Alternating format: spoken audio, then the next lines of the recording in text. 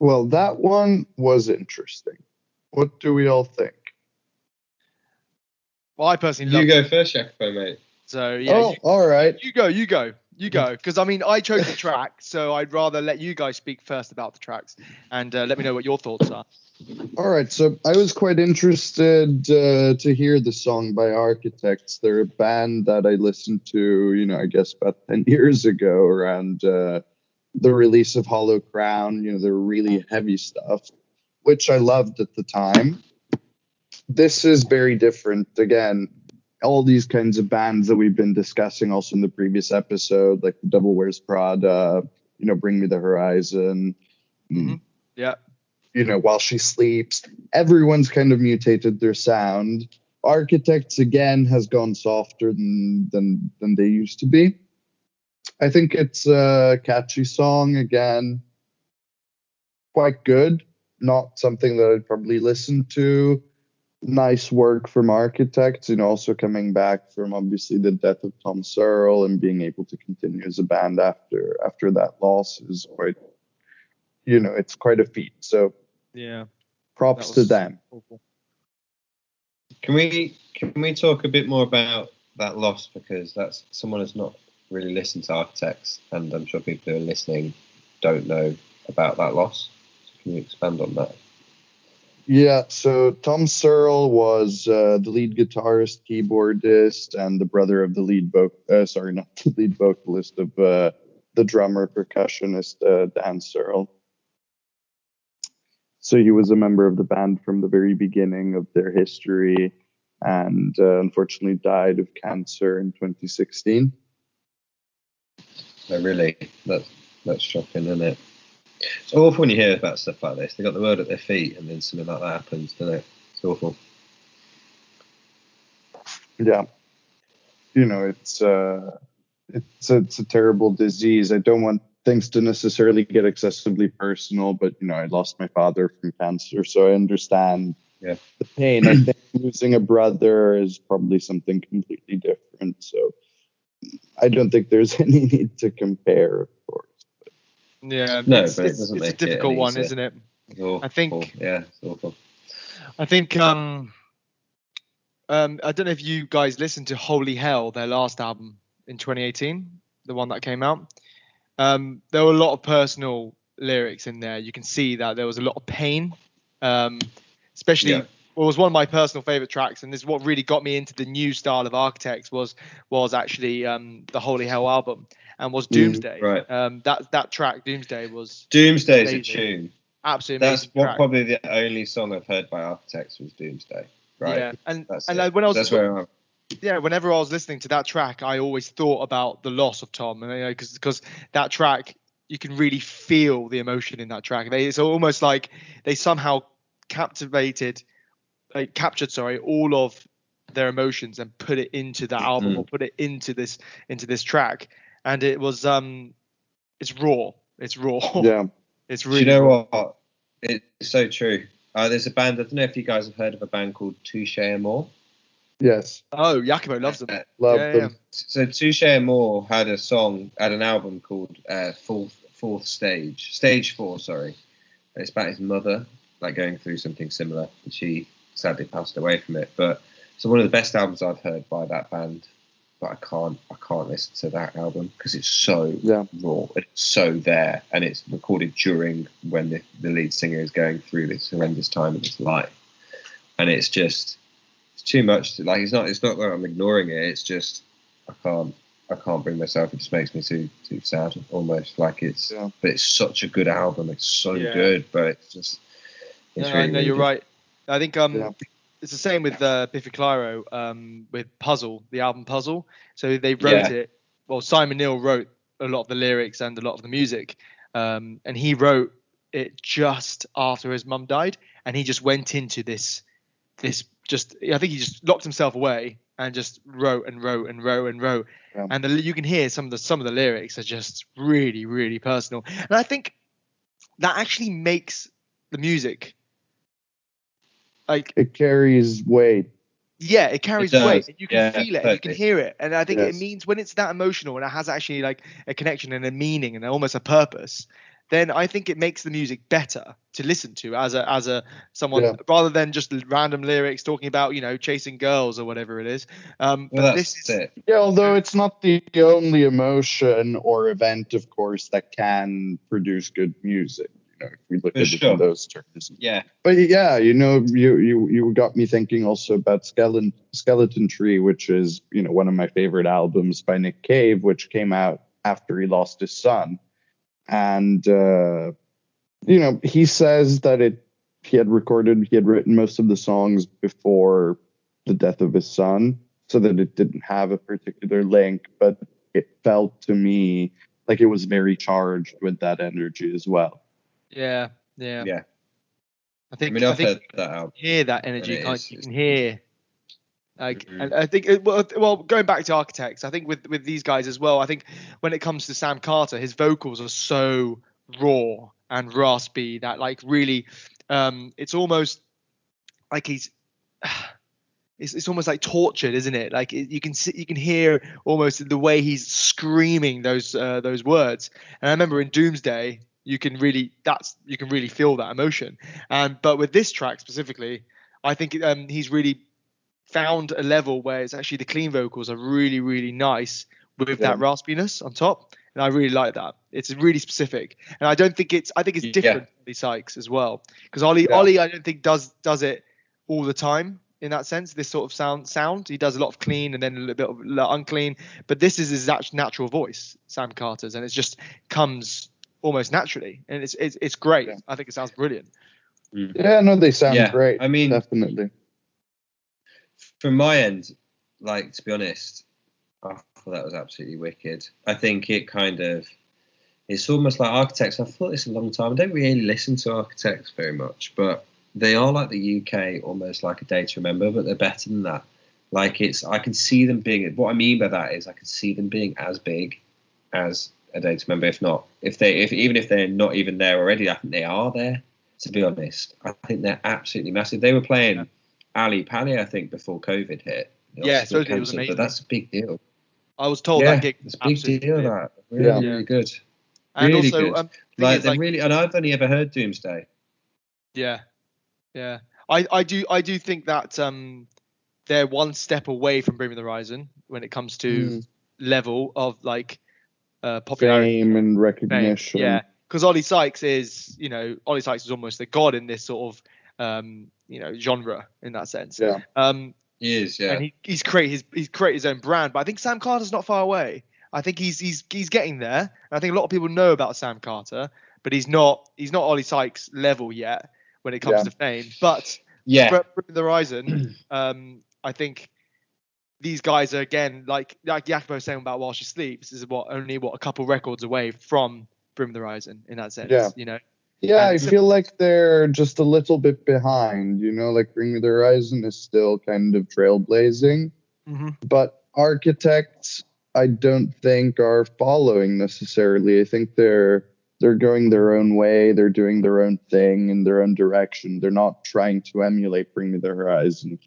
In the past, you know, when Architects, when I first heard them, and I'm speaking about Hollow Crown, you know, songs like Inelegance, they had their own character, but it felt very much like that heavy music of the time, sort of generic. You know, there are many bands that did very good metalcore at the time, which aren't necessarily bands that are here to stay. And like you guys are saying, Architects have managed to build on that and really grow as a band, as musicians, clearly. And I'm guessing, you know, as we were saying, their life experiences had a serious impact also on their songwriting and their music going forward.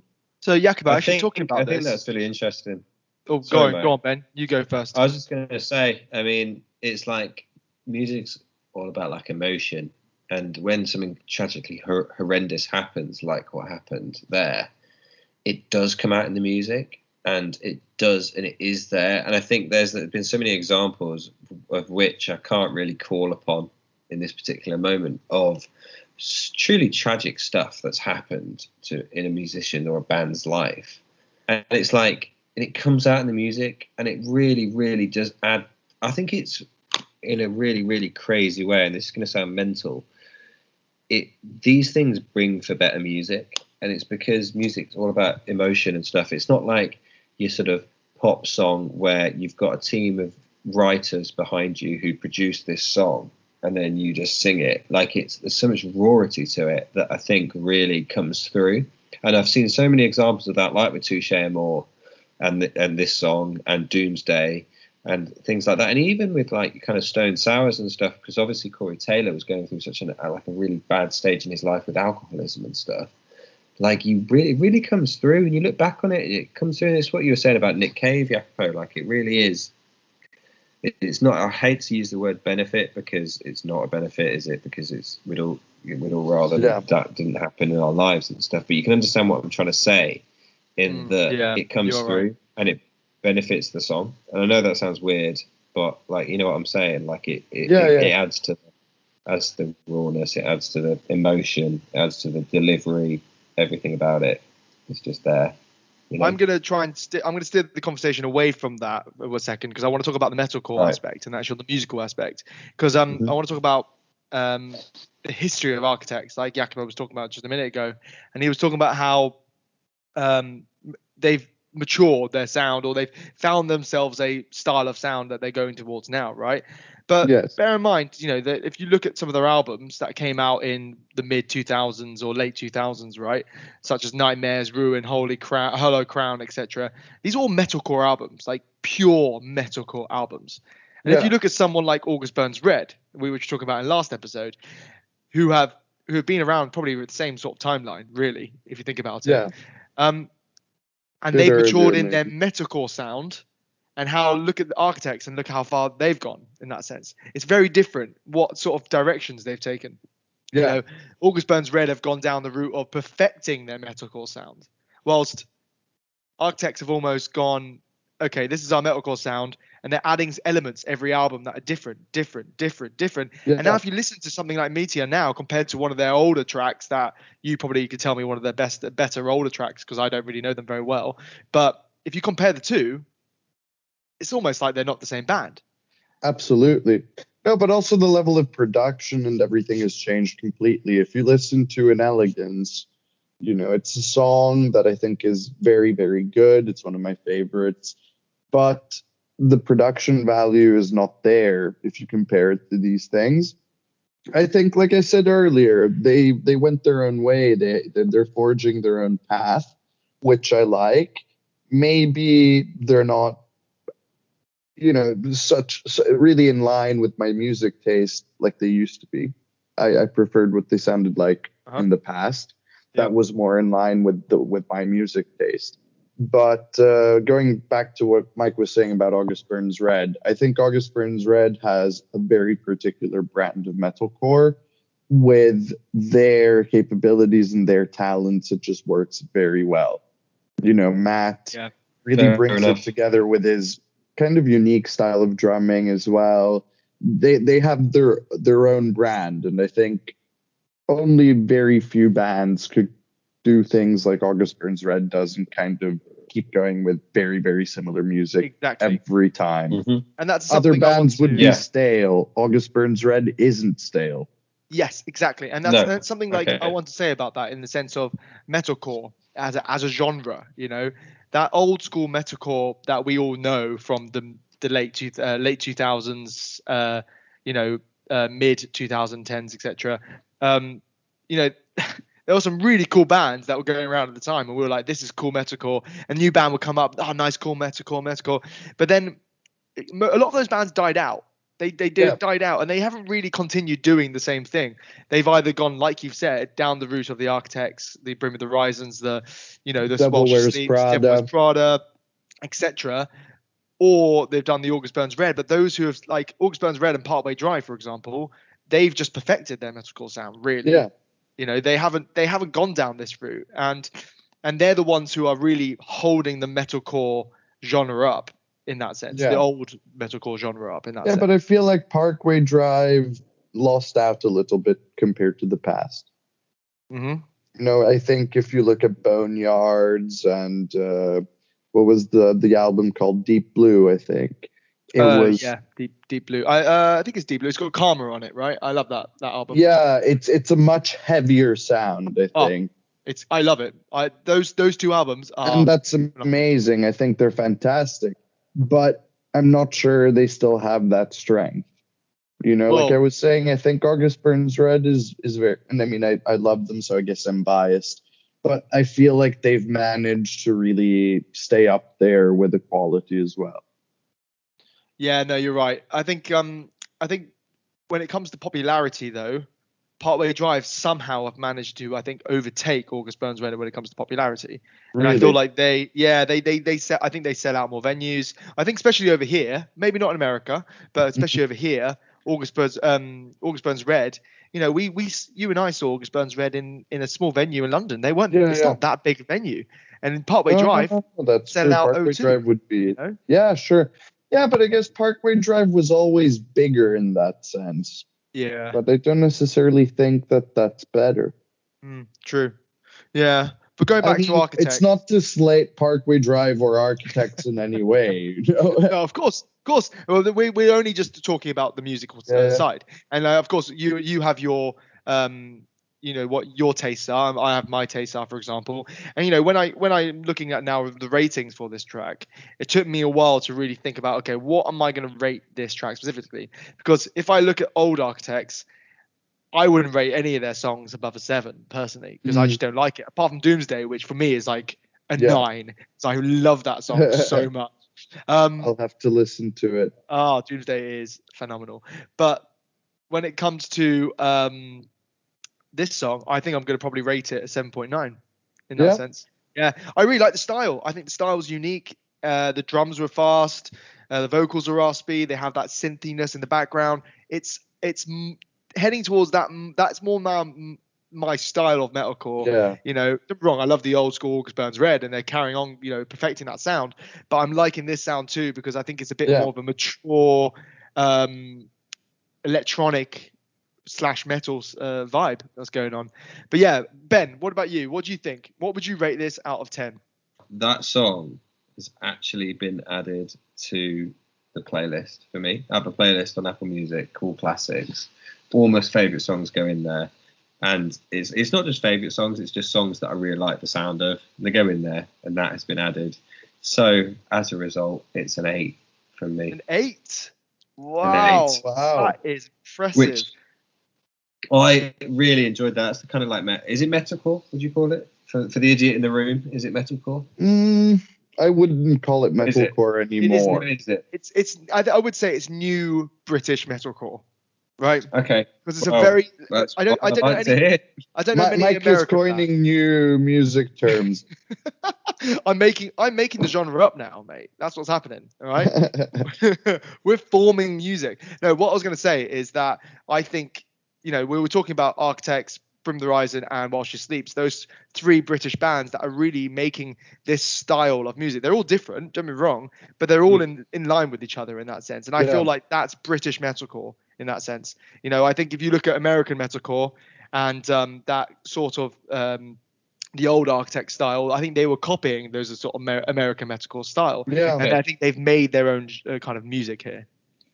Amazing. Well, I really enjoyed it. I thought there was a number of things in it which I really, really enjoyed. It's just like the general kind of like the flow of the song, the lyrics, breakdowns, any of that kind of stuff. Just sat well with me. It did. It genuinely did. I'm not just saying that because of the podcast and stuff. I genuinely really enjoyed that one. It was refreshing to hear. I liked it a lot. And, I love Doomsday already. And that's the only song I'd heard by Architects. I don't really know why I haven't listened to more. So it's definitely on my radar a bit more now. So thanks, Mike. Appreciate that, mate. You're welcome. Cool. I think, again, I don't want to rate things too highly, seeing how I gave ratings last week. So I think I'll give it a 7 because it's a very good song. I like it. I need to get back into Architects and listen to them well. I actually never listened to Doomsday either, so I do need to go back and look at their older stuff as well. Well, older new stuff. Doomsday's a great song. Yes. But I think 7 I think is a fair rating. Yeah, I think that's fair. You've listened to a lot of them before, so I think Seven's is a good Yeah, result I there. kind of stopped listening to them for a while. Also, personally, for a few years, I kind of grew out of metalcore, if you will. And I Yeah. guess in the last Yeah. 3-4 years, I got back into it. So, But I think you know what? Realistically, though, Jacopo, I think a lot of people did. I think your metalcore actually have kind of phased out for a while. yeah. And I think people tried to kind of almost moved away from it. But I think this new sound is almost like it's become really popular, and you can see that the way architects have been selling out venues left, right, and center. Yeah. People like this sound. While She Sleeps, selling out venues left, right, and center. Bring Me the Horizon, selling out venues. People like this So sound true. because it's almost Well, that's mixed. because they reinvented themselves, I think, and managed to renew interest in them. Because I think for years it seemed a little bit like it was the same bands just knocking about, doing the same old stuff, and everything was kind of reaching a peak, I think. So it's important that, like we were saying, these, especially the British bands, renewing their sound and doing something completely different. Yeah. I think Machine Gun Kelly was saying something similar, that punk was kind of, music wasn't fun anymore. Making punk music was not fun anymore, and bands moved away from it. And that resonates, I think, with this metalcore as well. They lost the fun aspect of what they were doing. Yeah. And now I think they're managing to maybe not be fun necessarily, but they've grown up. Yeah. No, you're right. I can understand that. I think that's a good way of putting it. Yeah. That's interesting. Anyway, I think we've had enough architects talk and metalcore talk, to be honest, because I'm metalcored out right now. So I want to move over to the next track that you've chosen, Jacopo. So go on, tell us a bit about it. Hopefully, knowing Serge Tankian, he is going to deliver on the metal front. So, of course, we're talking about the lead singer of System of a Down. If any of you have ever been to a metal concert, this is pretty much the song that they put on. This band has a song that gets put on during, before, and after the gig. Everyone loves it. Chop Suey. But I think two of my favorite albums of all time are Hypnotize and Mesmerize. Serge's solo stuff, I don't know as well. I think most of you must have heard Empty Walls. He's been around for many, many years. This song is called Elasticity, which harkens back to their older music, his older music, like Toxicity, with these kinds of titles. So I'm really looking forward to this one. Haven't listened to it before, so really, really curious to see what Serge does.